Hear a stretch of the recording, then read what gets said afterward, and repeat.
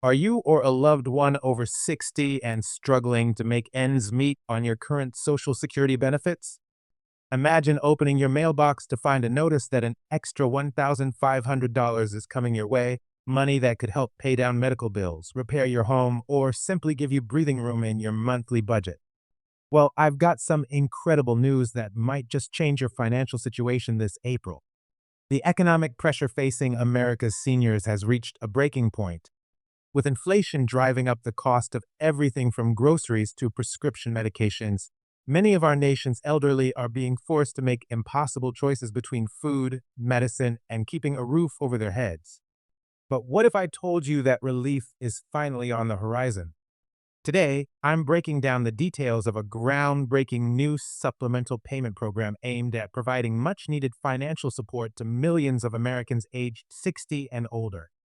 Starting April 1st, eligible seniors could receive an additional $1,500 payment to supplement their regular Social Security benefits. But who qualifies? How do you claim this money? And most importantly, is this legitimate or just another internet rumor? Throughout this video, we'll explore exactly how this program works, who's eligible, what documentation you'll need to prepare, and the simple steps to ensure you don't miss out on funds you've rightfully earned after decades of hard work. I'll also address some of the most common questions I've been receiving from viewers just like you who are wondering if this could be the financial lifeline they've been hoping for. Let's start with the basics. Where is this money coming from?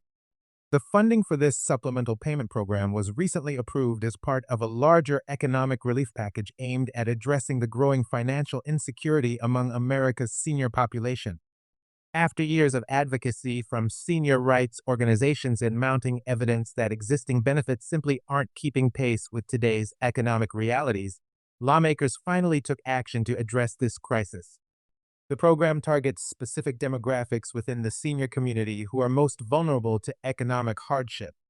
To qualify, you must be at least 60 years old, currently receiving Social Security benefits, and meet certain income thresholds that demonstrate financial need.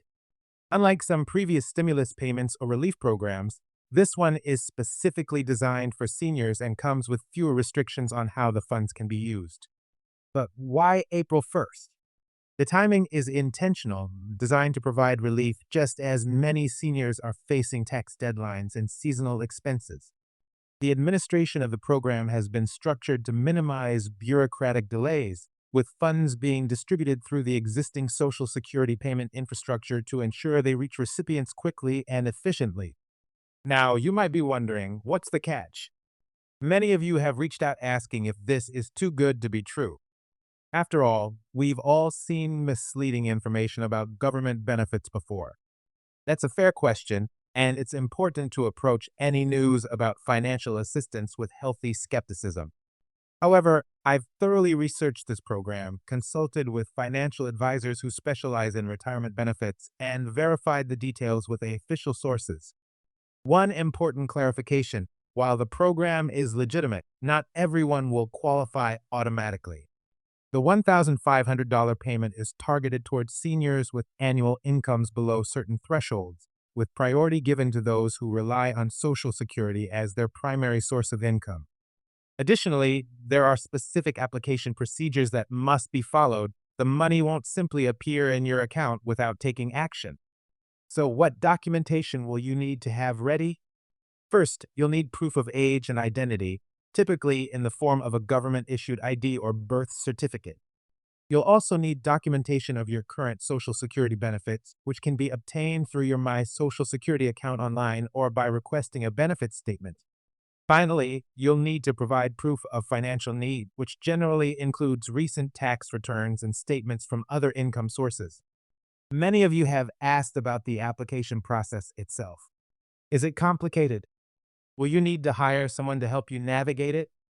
I'm happy to report that the application has been designed with simplicity in mind. Recognizing that complex paperwork often prevents eligible seniors from accessing benefits, the administering agencies have created a streamlined process that can be completed online, by mail, or in person at your local Social Security office. But what if you don't use computers or feel uncomfortable submitting personal information online? Don't worry, I'll be discussing alternative application methods later in this video, including phone applications and in-person assistance options available in most communities.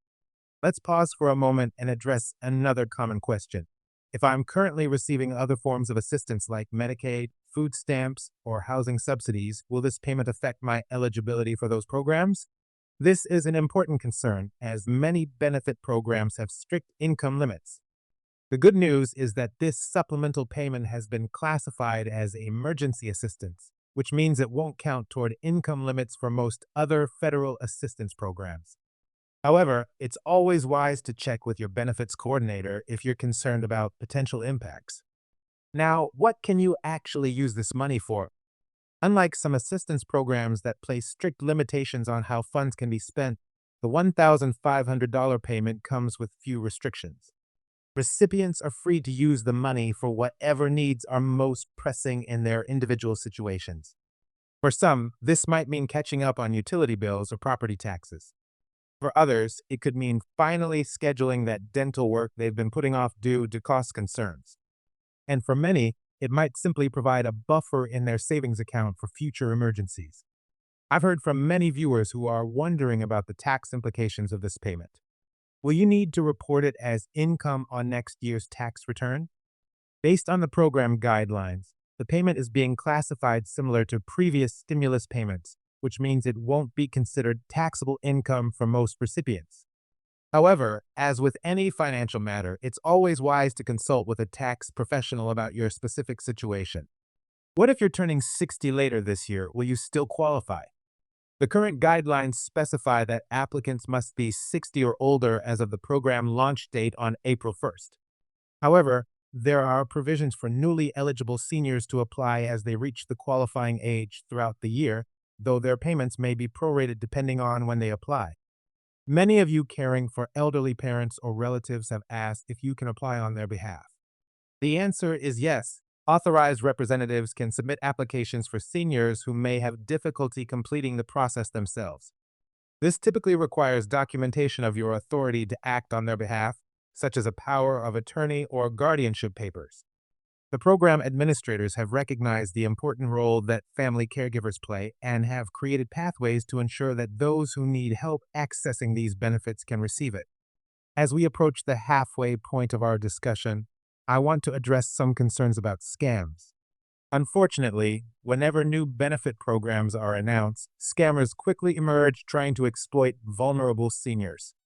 To be absolutely clear, legitimate government agencies will never call, text, or email you asking for payment to release these funds or requesting sensitive information like your social security number over the phone. The official application will never require any upfront payment or fee, and communication about your eligibility will come through official channels, typically by mail on official letterhead. If you encounter anyone claiming they can expedite your payment for a fee or guarantee your approval, that's a major red flag. I encourage you to report such attempts to the Federal Trade Commission through their website or by calling their toll-free number, which I'll include in the description below this video. Now, let's discuss the timeline. While April 1st marks the official launch of the program, the actual distribution of funds will likely occur in phases over several weeks. Applications submitted earlier in the process will generally be processed first, so there's a significant advantage to preparing your documentation now and applying as soon as the portal opens. Most eligible applicants who submit their information in April can expect to receive their payment by mid-May, though exact timing may vary based on volume of applications.